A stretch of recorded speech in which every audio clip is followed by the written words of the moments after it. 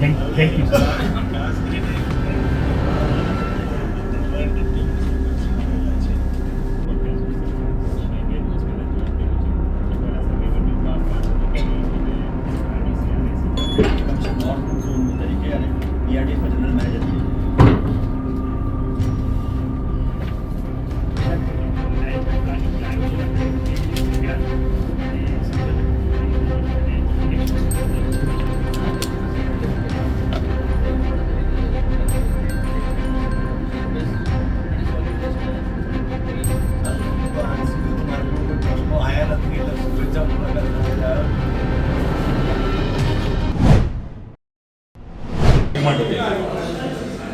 મણિનગર, કાંકરિયા અને બહેરામપુરા જેવા મધ્યમ વર્ગના વિસ્તારમાંથી ટોઈંગ કરીને વાહનો દાણીલીમડા વિસ્તારમાં લઈ જવામાં આવતા હતા. મધ્યમ વર્ગની મહિલાઓ, પુરુષો જે ખરીદી માટે આવતા હોય અને તેને આટલે બધે દૂર ટોઈંગ કરેલા વાહનો લેવા જવા માટેનું ભાડું કે ખર્ચો પણ ના પોસાય અને બહેનોને આટલે દૂર સુધી જવાનું કોઈ પણ રીતે સમયની દ્રષ્ટિએ પણ ના ફાવે એટલા માટે આ ટોઈંગને સ્થળને મણિનગર વિધાનસભાના કોઈ વિસ્તારમાં યોગ્ય જગ્યાએ ફાળવવા માટે મેં પત્ર અને મૌખિક બંને રજૂઆત કરી. સર મેં પણ વાત કે મહિલાઓ સાથે અપશબ્દો બોલાય છે, ત્યાં જે અમુક લોકો બેઠા હોય છે, લોકલ લોકો જે કંઈક છેડતી કરતા હોય પણ એક વાત છે કે આવી રજૂઆત મારા તરફથી કોઈ થઈ નથી.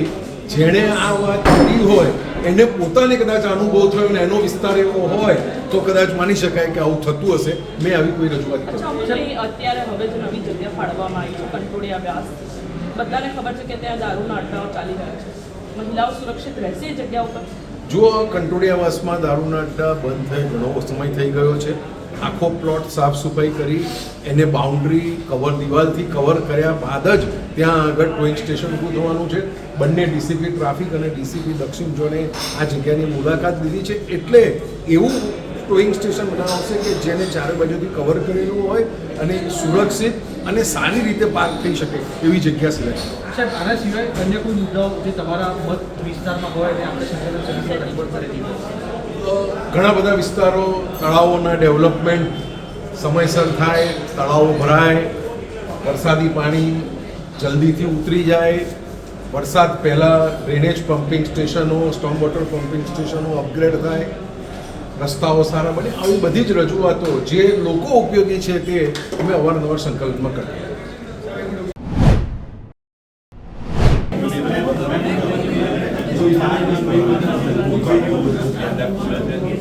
કેટલીક જગ્યાએ 100% સહકારીના વિસ્તારમાં કહેવામાં આવે છે કે લાયસન્સની પ્રક્રિયા ઓનલાઈન છે.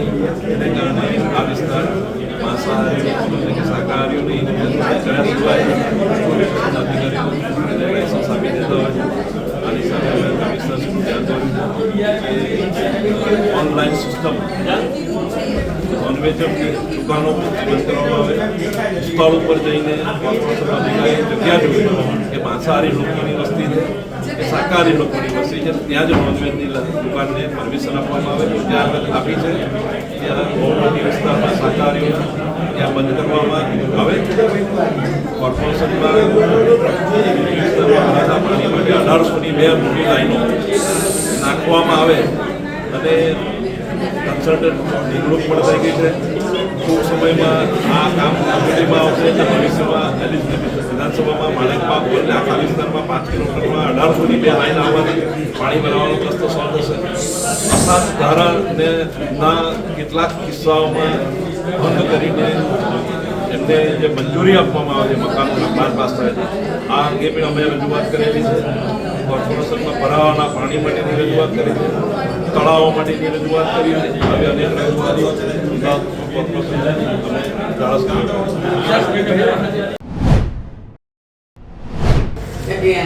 અમદાવાદ મ્યુનિસિપલ કોર્પોરેશન દ્વારા 1 સપ્ટેમ્બર 2023 અમદાવાદ શહેરમાં સીએનસીડી અંતર્ગત પોલિસી લાગુ પાડવામાં આવી છે અને તેનો ચુસ્તપણે અમલ અત્યાર સુધી અમદાવાદ મ્યુનિસિપલ કોર્પોરેશન દ્વારા કરવામાં આવ્યો છે.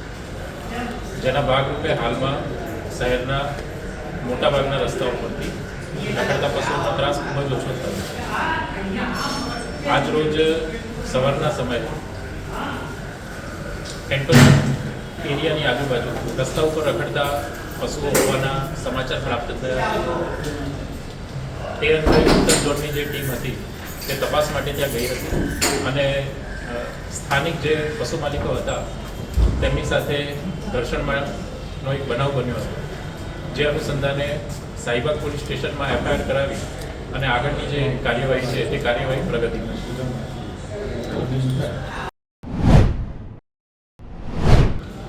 ઇલેક્શન પછી આચાર સંહિતાનો અમલ થયો અને પછી આજે ઇલેક્શન પૂરા થઈ ગયા અને આજે અમદાવાદ મ્યુનિસિપલ કોર્પોરેશનના કમિશનર તરફથી જે દર મહિને મિટિંગ રાખવામાં આવે છે MP MLAની આજે મિટિંગ હતી.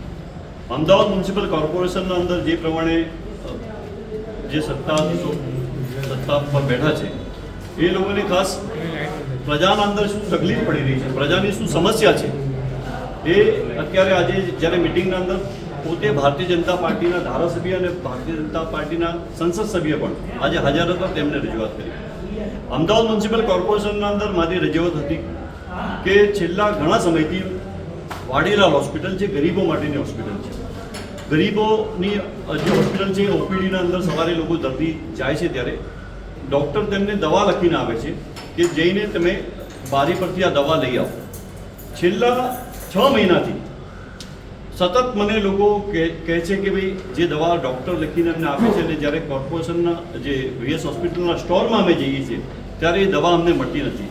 આજે મ્યુનિસિપલ કમિશનરશ્રીને મેં રજૂઆત કરી કે આ દવાઓનું લિસ્ટ છે અમારા પાસે કે આટલી બધી દવાઓ જે પેશન્ટને લખીને આપે છે ડૉક્ટર એ દવા ત્યાં મળતી નથી. એટલે મારી રજૂઆત હતી કે તાત્કાલિક બધી આ દવાનો સ્ટોક ગરીબો માટેની જે ફાળવવામાં આવે જેથી કરીને લોકો લઈ શકે. બીજું કે SVP હોસ્પિટલની વાત કરી કે SVP હોસ્પિટલના અંદર જે 1500 બેડની હોસ્પિટલ બનાવેલી છે અને વડાપ્રધાન નરેન્દ્રભાઈ મોદીનું સપનું હતું કે આ હોસ્પિટલ ગરીબો માટેની સેવા માટે ખાસ ઉપયોગી થાય. પરંતુ SVP હોસ્પિટલના અંદર આપને કહું કે આજે આટલી મોટી હોસ્પિટલના અંદર 200 બેડ માંડ મુશ્કેલથી ભરાતા હોય છે. આજે એક સમયમાં વાડીલાલ હોસ્પિટલના અંદર ઓછામાં ઓછા રોજ 50થી વધારે એમ્બ્યુલન્સ દર્દીઓને લઈને આવતી હતી. આજે SVP આટલી મોટી હોસ્પિટલના અંદર પાંચ એમ્બ્યુલન્સ પણ જે દર્દીઓને લઈને નથી આવતી. એટલે જે તંત્ર આટલું મોટું હોસ્પિટલ બનાવેલું છે, કરોડો રૂપિયાનો ખર્ચ થયો છે અને કરોડો રૂપિયાનો દર મહિને ખર્ચ થાય છે. જેટલી ત્યાં સિક્યોરિટી છે એના જે પેશન્ટ દાખલ નથી હોતા એનાથી વધારે ત્યાં સિક્યોરિટી છે. એટલે જે પ્રમાણે લાઇટનું બિલ દર મહિને આવે છે તો આજ આટલી મોટી હોસ્પિટલ બનાવ્યા પછી ગરીબ લોકોના માટે જે આપણે જે સપનું હતું વડાપ્રધાનશ્રીનું કે આજે સાકાર નથી થયું. ખાસ કરીને બીજી મારી રજૂઆત હતી કે જે વડાપ્રધાને આયુષ્યમાન કાર્ડ યોજના બનાવેલી છે. આયુષ્યમાન કાર્ડ યોજનાના અંદર આપને કહું કે આયુષ્યમાન કાર્ડ જ્યારે પ્રજા કાઢીને કાર્ડ એડમિટ થવા માટે જાય છે ત્યારે એ એક્ટિવેટ થવામાં ઓછામાં ઓછા 5 થી 10 દિવસ લાગી જાય છે. હોસ્પિટલમાં દર્દી દાખલ થઈ જાય છે એટલે ડૉક્ટર કહે છે તમારું કાર્ડ એક્ટિવેટ થયું નથી એટલે તમારે આ બધી જે પૈસા અત્યારે રોકડા ભરવા પડશે. તો ગરીબો માટેની બનાવેલી હોસ્પિટલોના અંદર જે પ્રમાણેનું આ જે તંત્ર હું સમજુ છું નિષ્ફળ થઈ રહ્યું છે અને કોઈને પડી નથી હું સમજુ છું. મેં મ્યુનિસિપલ કમિશનરશ્રીને કીધું કે આપના તાબા હેઠળ આવેલી હોસ્પિટલ છે પણ આપના પાસે એટલો બધો ચાર્જ છે, એટલા બધા આપના પાસે અમદાવાદ શહેરની સમસ્યાઓ છે કે આપ પોતે પણ SVP હોસ્પિટલના અંદર કે VS હોસ્પિટલના અંદર આપ કયા પ્રકારનો વહીવટ ચાલી રહ્યો છે આપ જોઈ નથી શકતા. એટલે ખાસ આ મુદ્દા હતા. બીજું ચોમાસું છે, વરસાદના અંદર જે પ્રમાણે પાણી ભરાઈ જાય છે, કરોડો રૂપિયાનો આપણે ખર્ચ કરીએ છીએ, નવા રોડ બનાવીએ છીએ, રોડ ધોવાઈ જાય છે, એ બધાની અંદર અત્યારે અમદાવાદ શહેરના નગરજનોને તકલીફ ના પડે એ તમામ કોર્પોરેશનના અધિકારીઓ અહીંયા હાજર હતા તેમને અમે કીધું છે. બીજું અમદાવાદ મ્યુનિસિપલ કોર્પોરેશન તરફથી જે ગ્રીનર ઝાડ વાવવાની વાત છે એમાં ખાસ કરીને તમામ ઝોનોના અંદર તમામ વિસ્તારોના અંદર પણ નવા જે પ્લાન્ટેશન કરવાના છે એ થાય. બીજું કે ખાસ કરીને જે અમદાવાદ મ્યુનિસિપલ કોર્પોરેશનના અંદર બંધ પડેલી શાળાઓ છે તેનો ઉપયોગ ખરેખર થાય. અને ખાસ કરીને મારા વિધાનસભા વિસ્તારની હું વાત કરું કે જયશંકર સુંદરી હોલ છેલ્લા ઘણા સમયથી બંધ છે, એનો ઉપયોગ લગ્નના હોલ, કોમ્યુનિટી હોલ તરીકે થાય. બીજું કે જે આજે મારી એક રજૂઆત દર વખતે હતી ને આજે પણ મેં કરી કે કોર્પોરેશનનો મોટો પ્લોટ છે, 5 એકરનો પ્લોટ સુએજ ફાર્મમાં આવેલો છે, ગુજરાત એગ્રો પાસે છે અને ગુજરાત એગ્રો પાસે એ પ્લોટ છે પણ એમાં ગેરકાયદેસર લોકો દબાણ કરી ગયા છે.